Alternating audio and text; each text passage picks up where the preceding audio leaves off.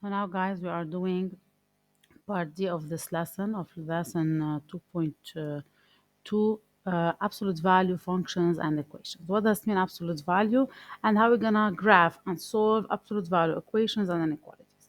First, when I talk about the notation absolute value, this is I have a big problem here in this function because all the time the students are confused by what does mean absolute value. First, absolute value, it means it's a distance.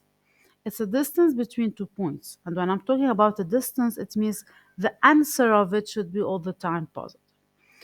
You're gonna tell me, Miss, how does this works? And you are writing here minus.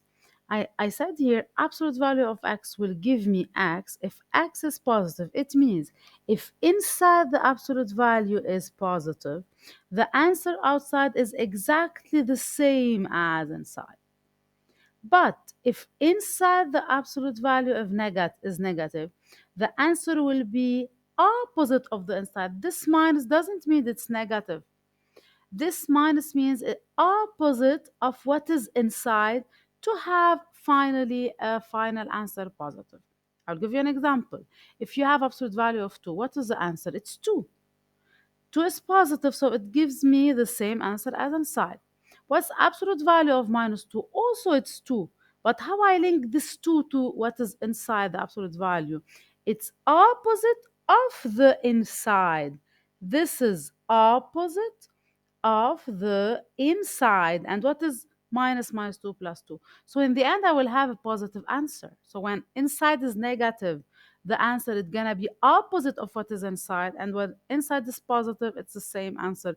That's why here I write a condition. So all the time when I'm solving absolute value, I need to be careful to write a condition. Some properties for the absolute value. I have absolute value of a minus b. If it's 0, it means a is equal to b. Absolute value of a times, this is times. Absolute value of b is absolute value of a times b together inside. Absolute value of a over absolute value of b, it's the absolute value of the quotient. Absolute value of a plus b less than absolute value of a plus absolute value of b, and this last property. The most important one is this one here.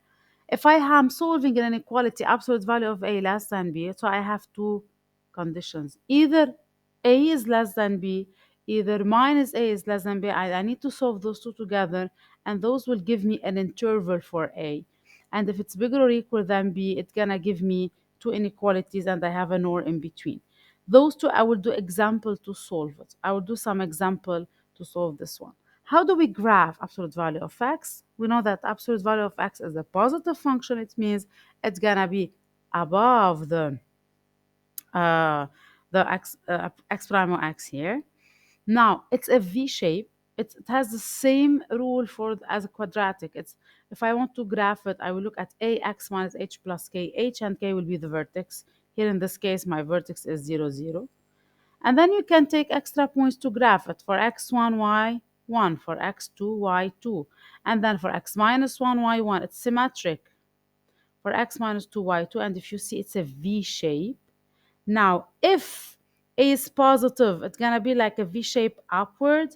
And if A is negative, it will be a V shape downward. So you find the vertex, you take extra points, and then you draw the absolute value function. You will see later on how we're going to graph more complicated absolute values. Let's start first now to how do we define the domain and the range of an absolute value function. So I will do the first example. I need to find the domain and range of y equal minus 2, x minus 4 plus 1, and then I need to confirm my answer graphically.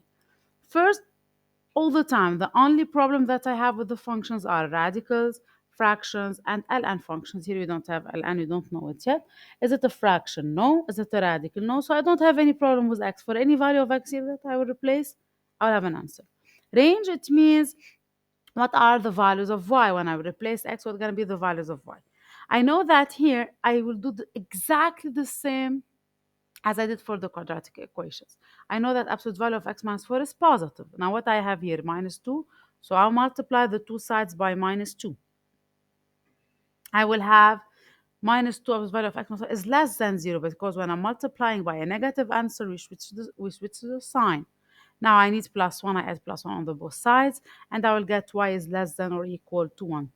It means when I replace here x by any of the values from R, all the answers of I will be just less than or equal to 1.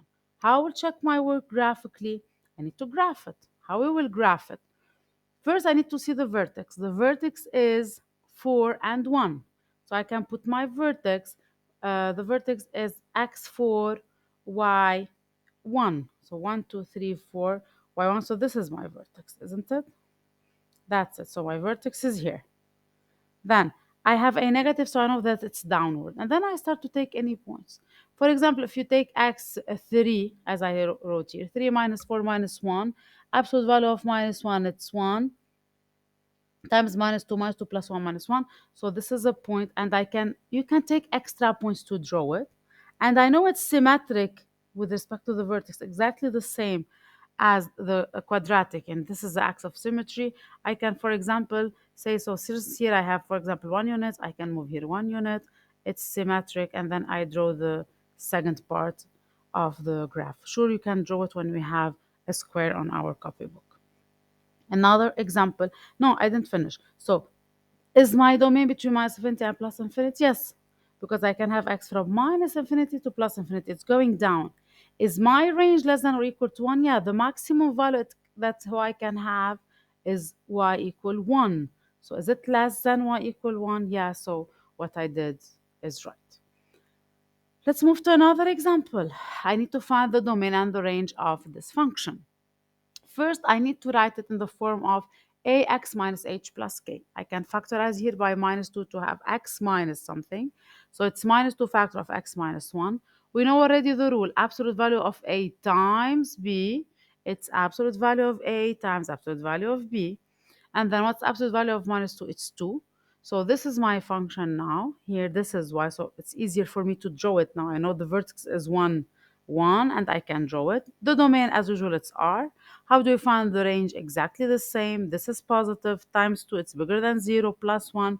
So y is bigger or equal than 1. And then I move to, I can graph it. I will not graph it here, guys, because already it's easy like the preceding one. I move to another example. This is very important. How do we gonna graph a quadratic equation versus its an absolute value? Step 1, I need to graph 2x squared plus x minus 3. How do we draw it? We go back to the preceding lesson. I take the vertex minus b over 2a, and I find its coordinates, and then I know that this is a is positive, so it's upward, it's concave upward, and then I draw it. So I did it on GeoGebra because what I really care about is the final answer of the absolute value. Now, when I say absolute value of 2x squared plus x minus 3, it means all the values should be positive. It means y should be positive. And if you look at this parabola here, not all the parts of the parabola are positive. I just have this part that is positive and this part that is positive. This part down is not positive. I just can take the positive y of this one. So what we need to do is I will need to reflect this one with respect to x prime or x. So for example, this one, my 3 should be here. My vertex should be here, the maximum that should be here. And then I just draw the symmetry of the down part here like this. And now this purple part represent the graph of that, so this purple part. This is not my graph here. This one is not anymore in my graph. That's it. So just the purple is the graph of absolute value of 2x squared plus x minus 3. So all what we need to do, we draw 2x squared plus x minus 3. We keep the part of this function where y is positive, and then the negative part, I refract it with respect to x prime or x to be positive, to become as a value is positive, because if y is minus 3, I'm saying absolute value of minus 3, so the point that I need is 3. If y is minus 2, if y is minus 4, absolute value of, so it's the reflection, the symmetry with respect to x prime x, and now the purple represents the graph of 2x squared plus x minus 3. Now, how do we solve absolute value equation? Algebraically and graphically. I hope that I will be able to finish. I still have 5 minutes. If I want to look at this absolute value equation, absolute value of x plus 1 is equal to minus 2.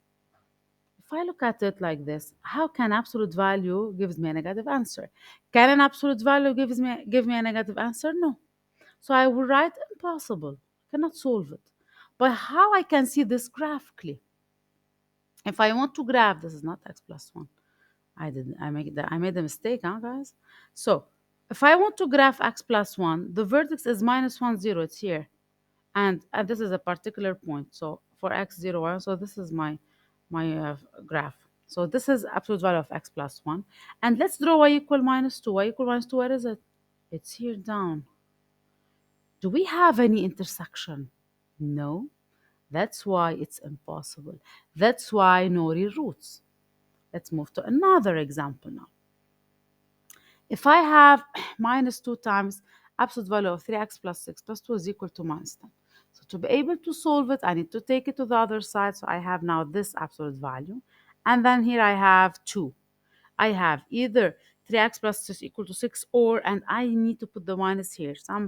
In some books you find the minus or directly or minus 6. No, I prefer to keep it where the absolute value is because this minus represent the opposite of the inside.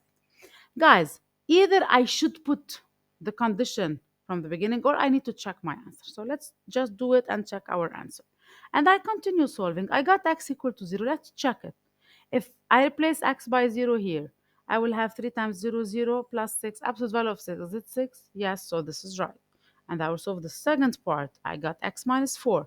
If I replace it here, is the answer 6? Yes, it's 6. So those two are the solutions of this absolute value equation. How can I check my work graphically? I need to graph 3x plus 6 and y equal to 6 and see where they meet. If I want to first graph it, I need to fix 3x plus 6. I need to write in the form of a x plus minus h plus k. So when I factorize by 3, so I have now, I need to graph absolute value of x plus 2 and 2. Let's graph it. So, okay, I didn't graph, I will graph it here. So if I will graph absolute value of x plus 2, the vertex is minus 2, 0. I thought it's graphed. I'm sorry, guys. x 0, y 2 is here. So it's approximately like this. It'll be 100% accurate. Okay. Now, y equal to 2. I should graph it on a lined paper. It's okay. This is my first instruction 0, and this one gonna be the minus 4. This is minus 1, minus 2, minus 3, and minus 4. So did I get the right answer? Yes. Sorry, I need to go back like this. Did I get the right answer? Yes. The same for this one. Okay. Here, it's a very important case. That's why I will stop here and I will continue recording the remaining part of this lesson in another